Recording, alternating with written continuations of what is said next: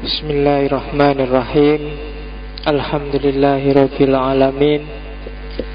Assalatu wassalamu ala asyrafil anbiya'i wal mursalin Sayyidina wa maulana Muhammadin wa ala alihi wa ashabihi ajma'in. Amma ba'du. Bismillah.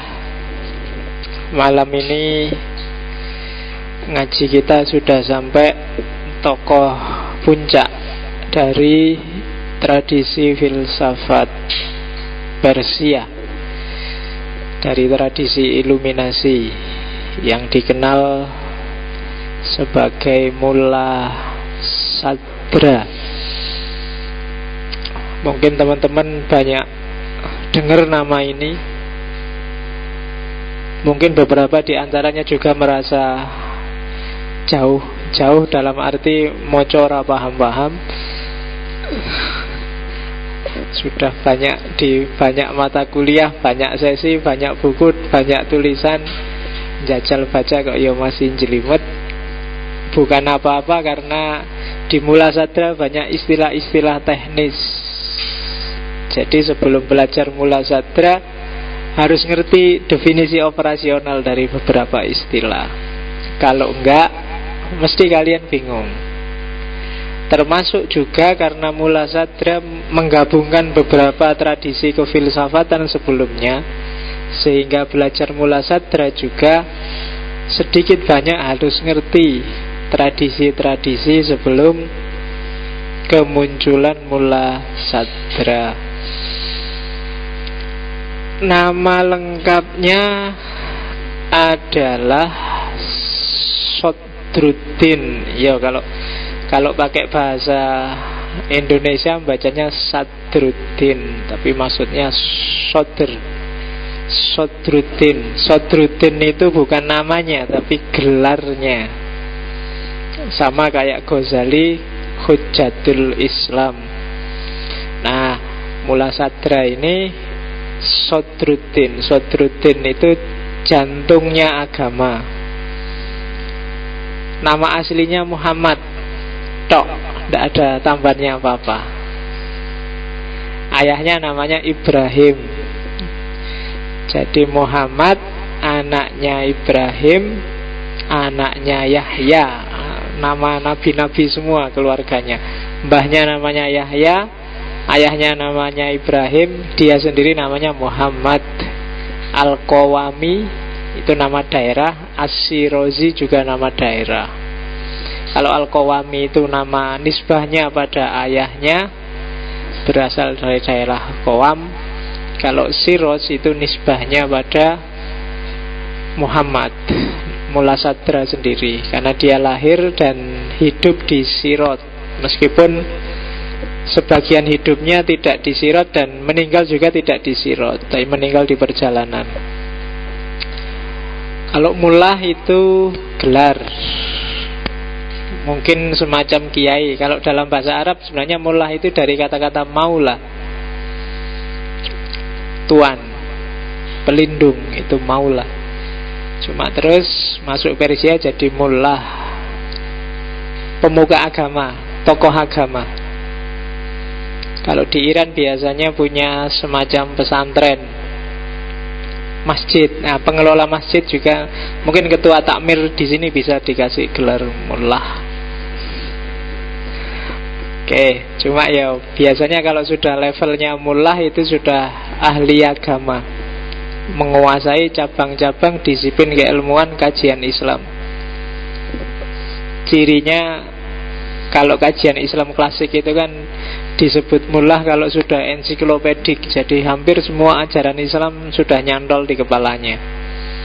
Jadi sudah lanyah, nggak perlu buka kitab lagi. Itu levelnya berarti sudah level mullah. Jadi Mulla Sadra itu sebutan. Yang pertama Sadruddin itu gelarnya, mullah itu ya sebutannya. Kalau di Indonesia mungkin Kiai Sadra. Cuma bukan Kiai Sadra yang Jombang ya. Kiai Sadra nih Jombang kan misionaris. Tapi ini yang mullah, yang kiai Islam. Oke, hidup di era dinasti Safawiyah sekitar abad 13 sampai 16.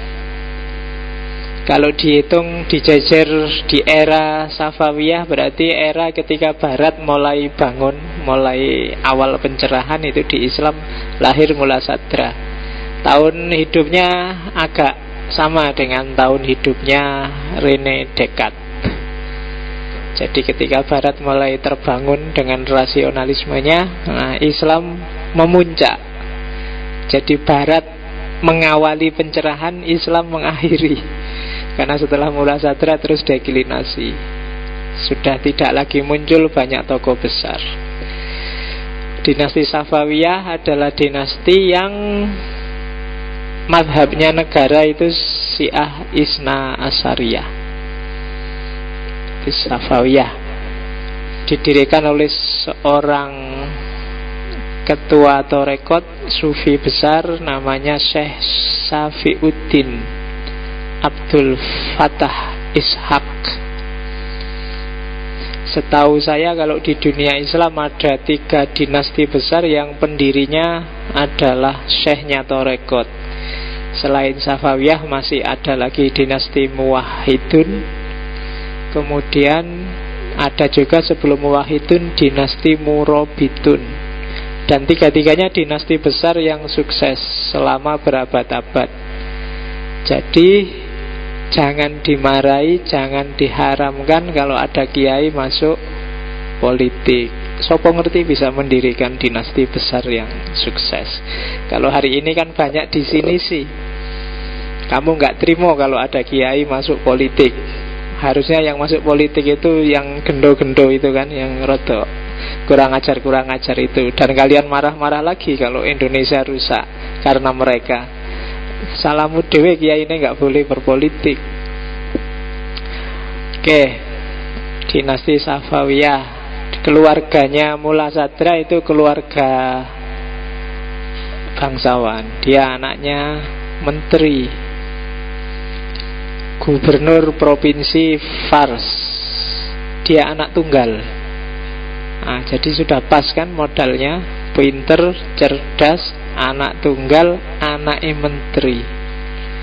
Itu nanti yang dahsyat, berarti kan modalnya punya. Kalau katanya Pierre Bourdieu, habitusnya sesuai, arenanya pas. Jadilah dia seorang Mula Sadra. Kalau kalian merasa hidupku kok rumet, jelimet, ndak maju-maju, ya biasanya hubungannya dengan itu. Kalian modal ndak punya, habitusnya jelek, arenanya kacau. Jadi yo nggak jadi-jadi akhirnya. Tinggal diatur kalian ingin jadi apa, ya sesuaikan habitusnya, cari modalnya dan cari arena yang tepat. Itu jalan kesuksesan katanya Pierre Bourdieu. Dan itu dialami oleh Mula Sadra. Makanya kadang-kadang kan ada orang sudah cakep, kaya, pinter, pejabat lagi, sementara kita yang jelek, miskin, bodoh. Orang yang kayak gini nih mesti kan dia punya modal untuk cari istri, cari suami yang juga cakep, juga kaya, juga itu kan. Akhirnya ya anaknya lebih unggulan lagi. Sementara kita kan lakunya di level-level yang sama. Akhirnya ya keturunannya sama. Jadi dari rendah jadi tambah rendah, dia yang tinggi jadi tambah tinggi. Oke, nah harus ada revolusi untuk bikin terobosan. Entah caramu gimana biar levelmu naik lah. Nggak dapat yang cakep nggak apa-apa asal kaya kan gitu. Kaya nggak kaya juga nggak apa-apa asal anaknya menteri kan, naik kelas dikit-dikit. Oke, Mula Sadra nanti anaknya 5, 3 perempuan, 2 laki-laki. 2 yang laki-laki juga jadi filosof, jadi ilmuwan besar. 3 yang perempuan kawin sama muridnya sendiri yang juga ulama-ulama besar.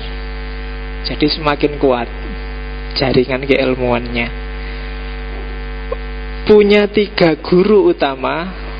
Ini kalau Mula Sadra sih gurunya banyak karena dia menguasai hampir semua disiplin ilmu tradisional. Cuma dalam sejarah dia punya 3 guru yang disebut-sebut utama, karena dari 3 orang inilah dia dapat 3 bekal yang nanti dia satukan. Yang pertama adalah Mir Damad, ahli filsafat iluminasi, ahli irfan. Kemudian yang kedua Bahauddin Muhammad Al-Amili, ada yang membacanya Al-Amuli. Ini ahli kalam, ahli teologi, tafsir, hadis. Dan yang ketiga Mir Abul Qasim Penderecki, ahli filsafat peripatetik. Nanti Mir Damad ini bisa menyatukan 3 klaster besar keilmuan Islam, yaitu klaster rasio yang diwakili oleh filsafat peripatetik, klaster wahyu yang diwakili oleh tafsir, teologi, dan klaster irfan, klaster irfani yang diwakili oleh Mir Damad dengan iluminasinya. Makanya nanti teorinya Mullah Sadra disebut puncaknya tradisi intelektual Islam. Orang menyebutnya Syekhul Muta'allihin, guru para teosuf. Teorinya yang paling terkenal kan orang mengenalnya sebagai hikmah muta'aliyah. Ada yang menerjemahkan hikmah muta'aliyah itu teosofi transendental. Ada yang menerjemahkan hikmah itu kearifan, muta'aliyah itu puncak. Hikmah muta'aliyah adalah kearifan puncak.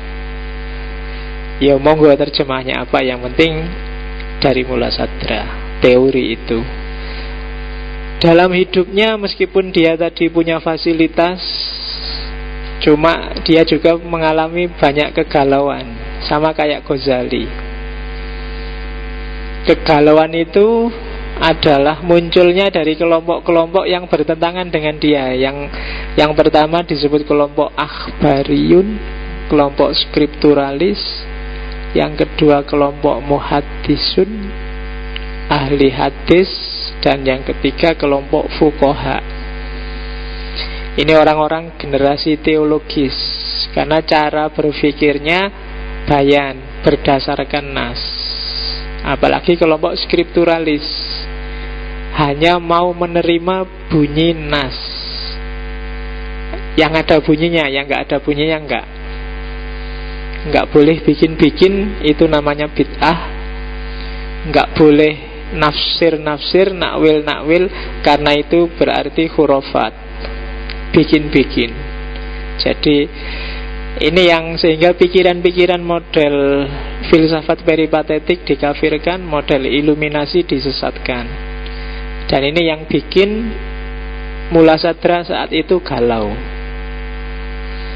Galau bukan berarti bingung, tapi galau, ini yang benar yang kayak gimana sih?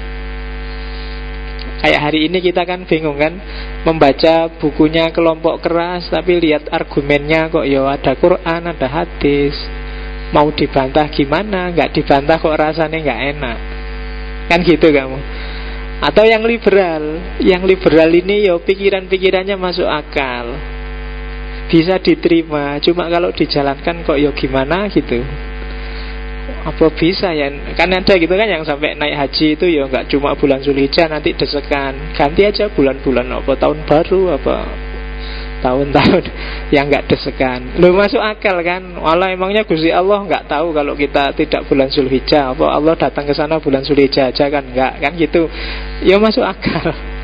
Cuma ya masuk kayak gitu. Jadi bingung dia. Mullah Sadra mikir, dikritiki sama kelompok-kelompok tekstualis itu dia bingung. Terus dia uzlah sekitar, ada yang bilang 7 tahun, ada yang bilang 11 tahun menjalani laku sufi. Dia nyari kebenaran alternatif sampai mengalami kasyaf. Di situ dia dapat khazanah baru. Ternyata ada disiplin keilmuan yang tidak teologis, juga tidak rasional, tapi membawa pencerahan, persis kayak Ghazali. Dan setelah kasaf itu dia balik lagi. Jadi dia aslinya dari Siraj. Waktu uzlah dia datang ke sebuah desa kecil di dekatnya Qum. Qum itu kota pelajarnya Iran. Bagi yang ingin belajar Syiah atau tradisi-tradisi Iran, silahkan datang ke Qum. Di sana kalian bisa belajar banyak. Dulu saya pernah ke sana 2-3 bulan, hampir 3 bulan di sana. Jalan-jalan aja, nggak belajar apa-apa. 3 bulan dapat apa? Cuma ya lihat-lihat perbandingan. Jadi kalau di sana tradisi intelektualnya hidup. Tidak kayak Jogja yang kota pelajar. Saya masih geliatnya, saya mulai agak samar-samar. Kalau di Qum masih bau skolastiknya masih kuat. Meskipun bagi orang di luar Jogja masih, saya kemarin ketemu teman dari Jakarta itu masih bangga dengan Jogja. Dianggapnya Jogja itu masih skolastik, masih gairah intelektualnya masih kuat dan tidak tergoda oleh TV, tidak tergoda oleh itu. Tak bilangin nggak tergoda oleh TV itu bukan berarti mereka tidak mau masuk TV, kan tidak laku aja. Coba TV-nya nawari mesti rebutan mereka masuk TV. Kalah cepet sama yang di Jakarta. Jadi Mula Sadra uzlah selama 7 atau 11 tahun. Terus kembali lagi ke Siraj, dibikinkan sekolahan, diangkat jadi guru, dan mulailah aktivitasnya sebagai seorang intelektual, melahirkan konsep-konsep besar filsafat Islam yang nanti dikenal sebagai hikmah muta'aliyah. Meninggalnya di Irak, di Najaf, waktu dia naik haji yang ke-7 kali. Dan Mula Sadra kalau naik haji jalan kaki. Dan ketika dia naik haji yang ke-7 terus dia meninggal. Nggak kayak sekarang kan naik haji itu kan sudah enak. Kalau dulu jalan kaki, meskipun mungkin bisa naik kendaraan, tapi Mula Sadra lebih milih jalan kaki.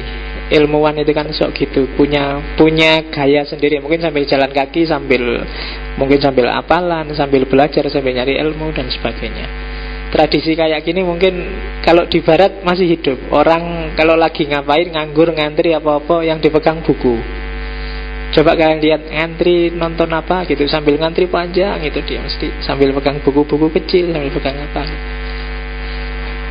Kalau kita kan enggak, jangankan ngantri, wong di kelas saja ya enggak pernah pegang buku.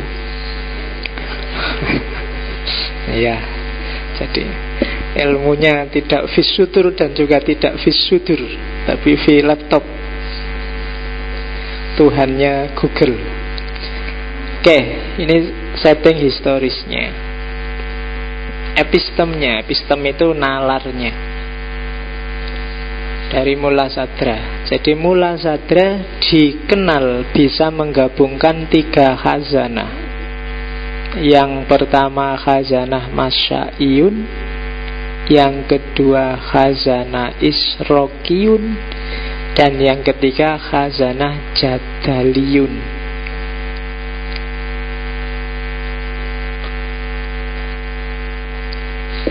Masya'iyun itu tradisi peripatetik.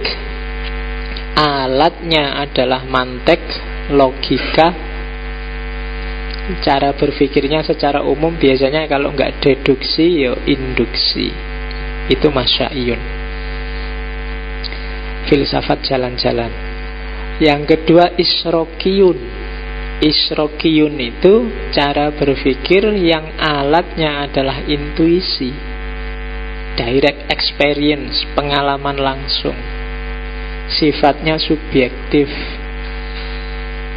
Kalau yang rasional tadi biasanya sifatnya cenderung objektif, kebenaran untuk semua. Kalau yang Israqiyun, kebenaran hasil pengalamanku sendiri. Dan yang ketiga tradisi Jadaliyun. Tradisi Jadaliyun ini tradisi dialektika, tradisi dialogis, yang punya biasanya para mutakallim, para teolog. Seperti di kajian kalam dan fikih. Disebut jadaliyun karena isinya biasanya jidal, perdebatan mencari kebenaran. Nah, itu tiga-tiganya kalau dalam Islam diakui. Itu yang oleh Jabiri diakomodir jadi yang pertama disebut burhani, yang kedua disebut irfani, dan yang ketiga disebut bayani.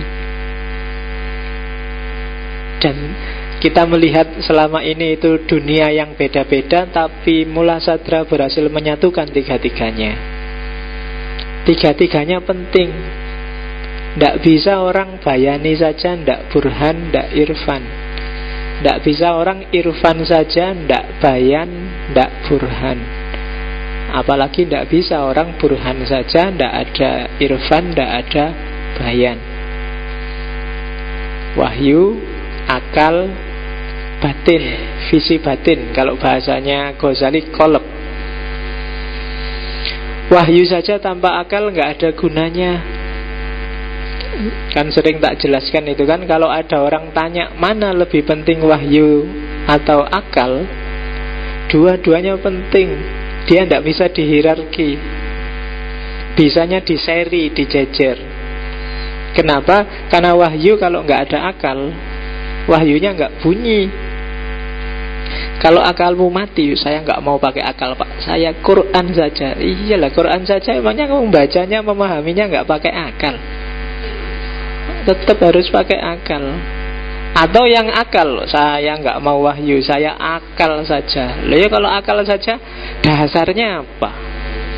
Ya kamu bisa sih spekulasi ngawur, tapi kan sudah out of context. Ini kan ngomong tentang Islam, ngomong tentang agama. Kalau wahyunya nggak dipakai, ya kehilangan basis, kehilangan dasar. Mungkin rasional hasil pikiranmu, tapi nggak ada dasarnya, nggak ada sumbernya. Wahyu penting, akal juga penting. Jadi tidak perlu kita debat lagi mana yang lebih utama, wahyu atau akal. Podo wae, podo utamane. Akal itu tidak ada dasarnya kalau nggak ada wahyu, dan wahyu akan bisu kalau nggak ada akalnya. Itu persis kayak waktu orang Khawarij komplain pada Ali bin Abi Thalib. Ali, kamu kafir karena memutuskan sesuatu kok pakai pikiranmu itu loh. Harusnya kan pakai Quran. Kita kan orang Islam. Terus Ali bin Abi Thalib tersinggung, diambil Quran. Ini loh Quran itu, ditaruh. Cek. Coba kamu tanya sekarang Quran, dia bisa ngasih solusi apa? Dia adalah sesuatu yang bisu, yang membunyikan siapa kita. Membunyikannya pakai akal. Kalau akalmu mati, sebagus apapun Quran gak ada gunanya. Wahyu dan akal. Dan yang ketiga, irfan. Akal dan wahyumu hidup, tapi kalau kamu kehilangan visi batin, kehilangan irfan, akalmu, keberagamaanmu, wahyumu jadinya formalitas, tidak dihayati. Kenapa? Kamu gak masuk ke sana, ada jarak. Irfan itu kan pengalaman langsung, direct experience. Sholat tanpa irfan itu sholat tanpa khusyuk. Puasa tanpa irfan, puasa tanpa pengendalian diri. Zakat tanpa irfan, ya berarti zakat tanpa pelajaran ketidakterikatan pada harta. Kehilangan visi batinnya. Sholat yang tidak ada tanda anil fasa wal mungkarnya, puasa yang tidak ada imsaknya, dan seterusnya. Itu irfan. Kalau dalam agama kan irfan cenderung mengarah ke ihsan. Nah, agama tanpa irfan itu agama formalitas.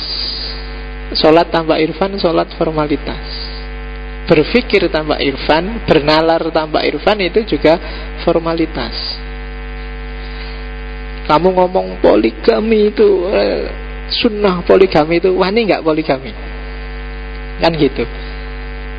Terus kamu ngomong apa? Kamu kan sering diskusi di kelas itu kayak ya, tapi kan ngelakoni ndak? Kamu menjalankan itu enggak? Kan kadang-kadang enggak.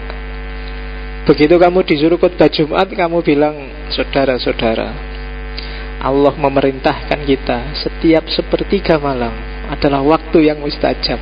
Kamu bangun enggak sepertiga malam? Kan cerita dok, kamu isone ceramah. Kalau marahi adikmu, belajar, ini waktunya belajar. Kowe dhewe ya ndak belajar. Bener secara akal. Dasarnya wahyu juga ada. Cuma ndak irfan, kamu ndak menghayati. Dirimu sendiri nggak terlibat di sana.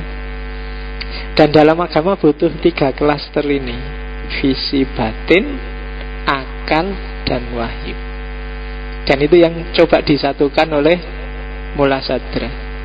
Wahyu saja skripturalis, nanti hasilnya Islam fundamentalis yang kita rasakan hari ini. Akal saja lahirnya Islam liberal. Irfan saja lahirnya kebatinan. Iya, kayak orang Jawa, ndak sembayang ndak apa-apa, sing penting atine eling.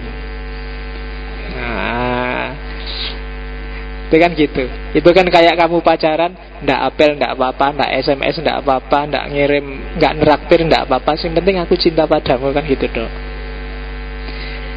Itu kan kebatinan kan itu namanya. Yang penting aku cinta padamu, tiap hari kangen padamu, I miss you. Neraktir ndak penting, apel ndak penting, antar jemput ndak penting. Pacarmu mesti bilangnya prek, ya kan? Gua apa cuma digombali tok, kan mesti gitu. Jadi kalau kamu batin saja, yang penting kan aku ingat Allah, ndak usah sholat ndak apa-apa, ndak usah puasa ndak apa-apa. Ya mungkin Allah bilang gitu, prek. Wong cuma disuruh sholat aja nggak mau kok bilang ingat padaku, disuruh puasa aja nggak mau kok bilang jatuh cinta padaku. Kan nggak percaya Allah itu. Kan kamu mungkin sering bikin puisi, aku padamu ya Allah, sholat subuh jam 7:30. Ya kan? Itu kan malaikat itu mesti cekikian itu baca puisimu itu. Wah, puisinya dahsyat sekali, cinta pada Allah, mendekat pada Allah. Tapi ya kayak gitu, itu gayamu. Kayak irfan penting, akal juga penting, wahyu lebih penting lagi. Wahyu, akal, irfan, dia harus dialektis.